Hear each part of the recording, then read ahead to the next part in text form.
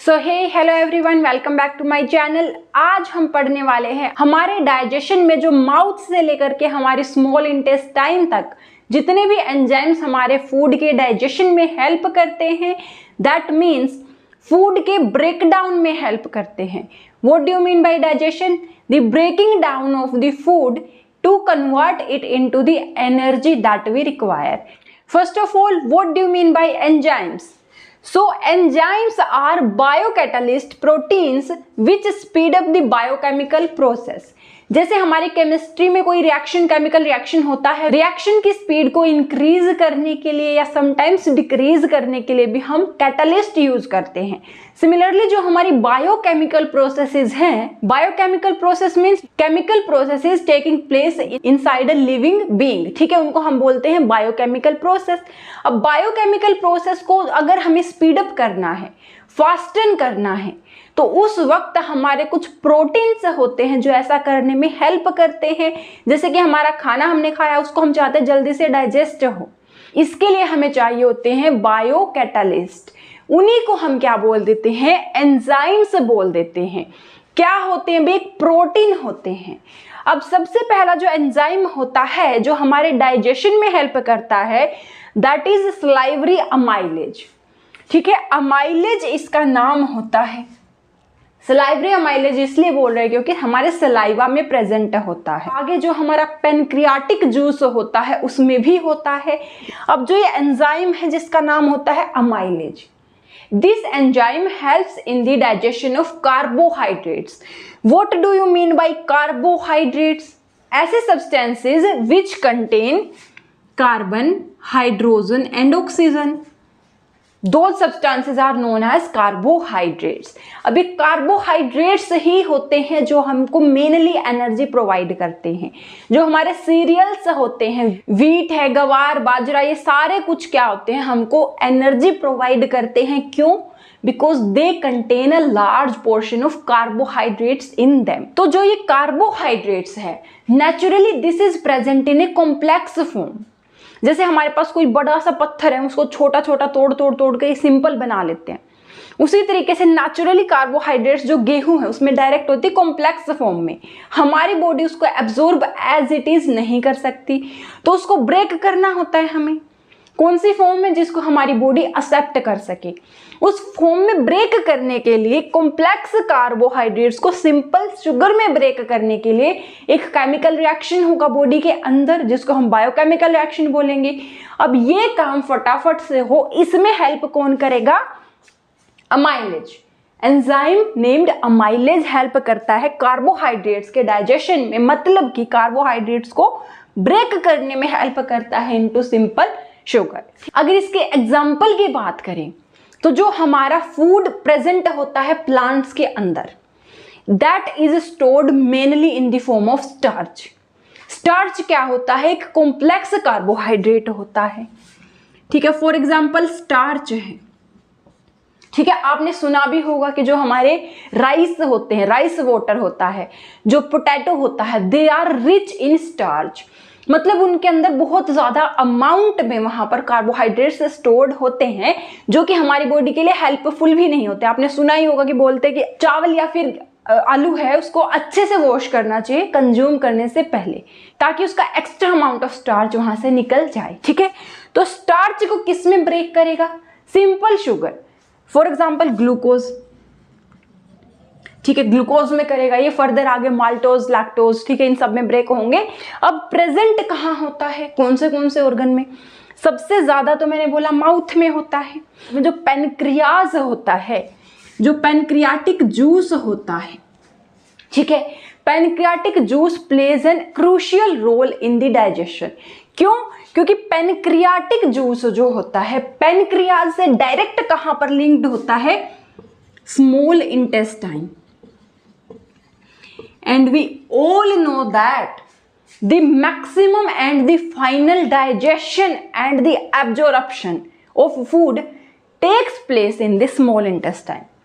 तो जो final digestion होगा और मैक्सिमम डाइजेशन कहाँ होगा? हमारा स्मॉल इंटेस्टाइन में। किसकी वजह से? इस पेनक्रियाटिक जूस की वजह से। पेनक्रियाज अपने 6 टाइप के डाइजेस्टिव एंजाइम को बनाता है और स्मॉल इंटेस्टाइन में सेंड कर देता है कि ले भाई अपना काम कंप्लीट कर। ठीक है, यहां से एक क्वेश्चन ये भी बन सकता है कि from where the digestion of carbohydrates starts, कहां से, कौन से पार्ट से आपके जो डाइजेस्टिव सिस्टम है कौन से पार्ट से कार्बोहाइड्रेट का डाइजेशन स्टार्ट होता है। तो you will say mouth, mouth से ही फूड को इनगल्फ करते हैं, इंजेस्ट करते हैं। वहीं से जैसे हम च्यू करेंगे उसको फिजिकल ब्रेक डाउन करेंगे, फिजिकली ब्रेक कर देंगे कॉम्प्लेक्स बड़े स्ट्रक्चर से छोटे में। साथ के साथ एंजाइम उसके ऊपर एक्ट करेगा, कार्बोहाइड्रेट से उसको सिंपल शुगर में कन्वर्ट करेगा। उसके बाद जो हमारी एलिमेंट्री कैनाल है चल चल चल चल कहाँ पहुंचेगा, स्टमक के अंदर, स्टमक के अंदर पहुंच जाएगा। स्टमक के अंदर उसके ऊपर फर्दर एक्शन होगा डाइजेशन के लिए। कौन करेगा एक्शन, वहां पर एक्शन करेगा पेप्सिन। कौन सा एंजाइम प्रेजेंट होगा स्टमक के अंदर, पेप्सिन प्रेजेंट होगा। ठीक है, अब जो ये पेप्सिन है ये हेल्प करेगा इन the digestion of proteins. Mouth से ही कार्बोहाइड्रेट डाइजेस्ट होना स्टार्ट हो गया। अब जो खाने के अंदर प्रोटीन है वो कहाँ जाके शुरू होगा डाइजेस्ट होना, स्टमक के अंदर। क्यों स्टमक के अंदर, क्योंकि स्टमक के अंदर एक एंजाइम प्रेजेंट होता है नेम्ड पेप्सिन। यहां से इंपॉर्टेंट बात क्या है कि जो एडल्ट होते हैं उनके अंदर तो इस प्रोटीन को डाइजेस्ट करने के लिए पेप्सिन होता है, पर जो इन्फेंट होते हैं वो जो उस मिल्क से प्रोटीन कंज्यूम करते हैं उसको डाइजेस्ट करने के लिए उनके स्टमक में जो एंजाइम होता है दैट इज रेनिन। ठीक है, एडल्ट्स में पेप्सिन, इन्फेंट्स में रेनिन। ओके, और जो हमारा एक और एंजाइम है जो प्रोटीन के डाइजेशन में हेल्प करेगा दैट इज ट्रिप्सिन। ट्रिप्सिन कहाँ पे होगा, ट्रिप्सिन हमारा प्रेजेंट होता है अगेन जो ये पैनक्रियाटिक जूस है, मैंने बताया इसके अंदर कितने एंजाइम होते हैं, 6 होते हैं। मतलब कि हमारा पैनक्रियाटिक जूस में तो पूरा पैकेज होता है, सब पे एक्ट करेगा, कार्बोहाइड्रेट, प्रोटीन, फैट, एवरीथिंग। ठीक है, इसीलिए तो क्या कहते हैं स्मॉल इंटेस्टाइन में सारा डाइजेशन हो जाएगा क्योंकि सारे टाइप के एंजाइम उसके अंदर प्रेजेंट होते हैं। ओके, तो यहां पर हम देख लेते हैं जो पेप्सिन है, ट्रिप्सिन है, जो हमारे प्रोटीन के ऊपर एक्ट करते हैं उनको हम प्रोटीज भी बोल देते हैं। कौन सा एंजाइम, प्रोटीज। ओके, तो ये हमारे पेप्सिन, ट्रिप्सिन, रेनिन किस पे एक्ट करेंगे, प्रोटीन्स के ऊपर। कैसे, प्रोटीन्स को ब्रेक करेंगे। डाइजेशन का मतलब मैंने शुरू में क्या बताया, ब्रेक डाउन, सिंपलर सब्सटेंस बना देना ताकि बॉडी जो ब्लड है उसको एब्जॉर्ब कर सके अपने अंदर। तो प्रोटीन को किस में ब्रेक करेंगे, अमाइनो एसिड, क्योंकि प्रोटीन बनता ही अमाइनो एसिड से है, तो जब ब्रेक करेंगे तो अमाइनो एसिड ही बनेगा वापस से। ओके, तो proteins are broken into amino acids by the action of protease. Okay, कहां पर, स्टमक एंड पेनक्रियास। अगेन जो पेनक्रियाटिक जूस है कहां पर चला जाएगा, स्मॉल इंटेस्टाइन। पेनक्रियास सिर्फ वो एंजाइम्स को बनाता है, पेनक्रियास के अंदर जाता नहीं है खाना डाइजेस्ट होने। इनफैक्ट वो जूसेस ही स्मॉल इंटेस्टाइन के अंदर आते हैं। ठीक है, ये याद रखना। तो यहां से एक क्वेश्चन बनता है कि आपका जो प्रोटीन है उसका digestion from which organ start होता है, स्टमक से स्टार्ट होता है। राइट, नेक्स्ट एंजाइम हमारा है lipases. Lipases acts on fats and lipids present in the food. जो हम खाना खाते हैं उसके अंदर हम जैसे छोंक लगाएंगे उसके अंदर ऑयल डालते हैं, फैट्स होता है, नेचुरल फैट्स भी होता है बहुत सारे फूड आइटम्स के अंदर। ठीक है, फैट्स या फिर जो लिपिड्स हैं, ठीक है, उनको किस में ब्रेक करेगा, जो ये लाइपेजेस है, लाइपेजेस क्या करेगा, फैट्स को ब्रेक करेगा फैटी एसिड्स में। फैट होता है कॉम्प्लेक्स, फैटी एसिड होता है सिंपलर। ठीक है, और जो लाइपेजेस है वो प्रेजेंट कहां पर है, again pancreatic juice, pancreatic juice में है, ऑल्सो थोड़े बहुत अमाउंट में।